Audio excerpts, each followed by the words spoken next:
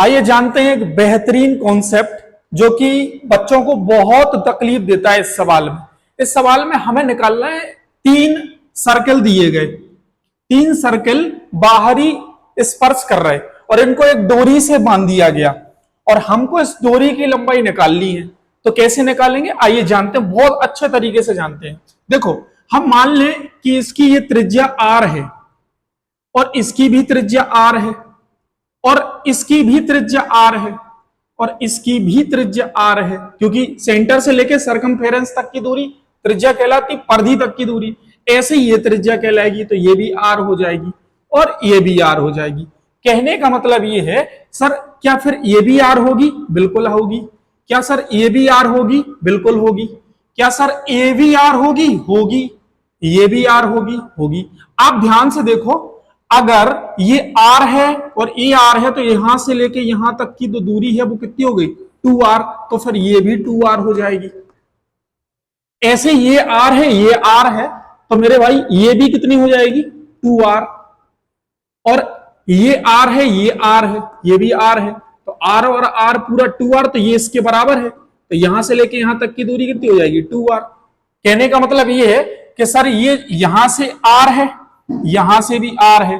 तो अब ये तो समझ में आ गया कि सर ये जो है ये क्या है? ये चाप है और ये भी सर्कल की चाप है ना, और ये भी चाप है। बस हमें निकालना है डोरी की लंबाई, पूरी डोरी की लंबाई। डोरी तो पूरी बंधी हुई है सब में, लेकिन इतने अगर प्रत्येक चाप की लंबाई आ जाएगी तो काम बन जाएगा। कैसे? आओ देखते हैं, ध्यान से देखना। ये एक समबाहु त्रिभुज बन रहा जिसकी सभी भुजाएं बराबर आ रही, 2r 2r 2r आ रही या नहीं आ रही? और आपको पता होना चाहिए समबाहु त्रिभुज में जो कोण बनता है वो 60 डिग्री का कोण बनता है, 60 डिग्री का। तो अगर प्रत्येक जगह 60 डिग्री का बनेगा कोण, तो एक बात हमें बताओ कि आपने एक बाह्य कोण प्रमेय पढ़ी होगी, तो अगर ये 60 है, ये 60 है, तो ये बाहर का जो कोण होगा ये वाला, ये कितना होगा? 120 होगा ना। ये वाला कोण होगा इसका 120। अगर ये 60 है तो ये कोण कितना होगा? 120 बाहरी कोण त्रिभुज के लिए। तो अब इसकी जो परिधि है ये वाली, सॉरी परिधि, अब ये क्या हो गई? चाप। हमको चाप की लंबाई निकालनी है। कितनी चाप है? 1 2 और 3।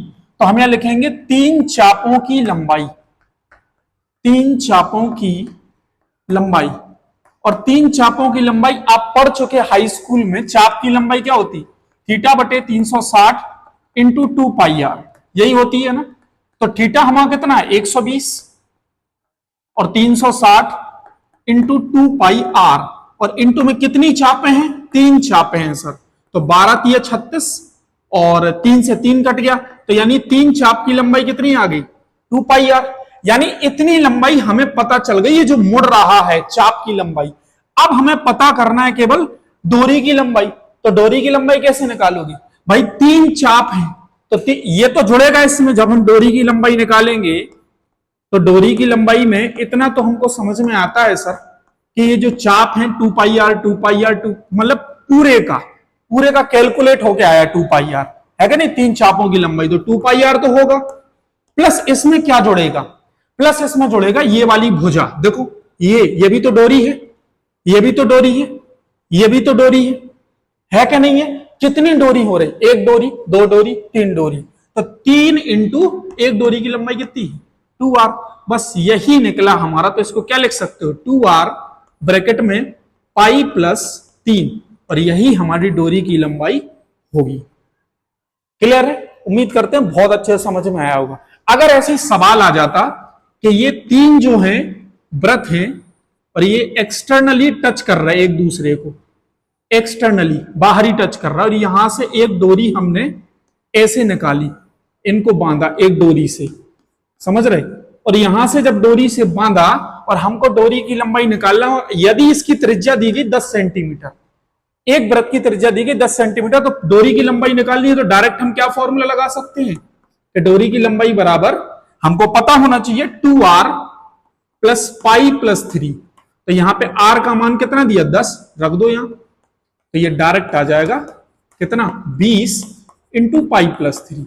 यही हमारा आंसर है। बात समझ में आया? ऐसे अमेजिंग ट्रिक को या ऐसे अमेजिंग कॉन्सेप्ट को समझने के लिए हमारा चैनल जल्दी से सब्सक्राइब करें। Thank you.